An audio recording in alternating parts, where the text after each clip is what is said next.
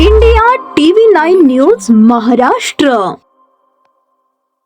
पंढरपूर येथील एका गाडी चालकाला तुळजापुरात काही अज्ञात लोकांनी अमानुषपणे मारहाण करून लुटल्याचा धक्कादायक प्रकार समोर आला आहे. ही घटना काल तुळजापूर लातूर रोडवर घडली. यामध्ये इर्टिगा गाडी चालक विक्रम प्रकाश टिंगरे यांच्या जवळचे 28,000 रुपये रोख आणि मोबाईल असा ऐवज लुटून नेला. प्रकाश टिंगरे हे काल पंढरपूरहून सोलापूरला भाडे घेऊन गेले होते.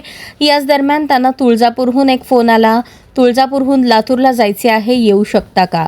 चालक टिंगरे यांनी भाड्याच्या आशेपोटी होकार दिला. तुळजापूर येथे गेले असता टिंगरे यांना अज्ञात 4-5 जणांनी मोटरसायकलवर बसवून एका निर्जन स्थळी नेले. त्या ठिकाणी त्यांना अमानुषपणे मारहाण करून रोख 28,000 रुपये आणि मोबाईल काढून घेतला.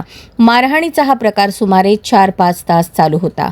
टिंगरे यांच्या पाठीवर मारहाणीचे व्रण उठले असून अनेक ठिकाणी जखमा झाल्या आहेत.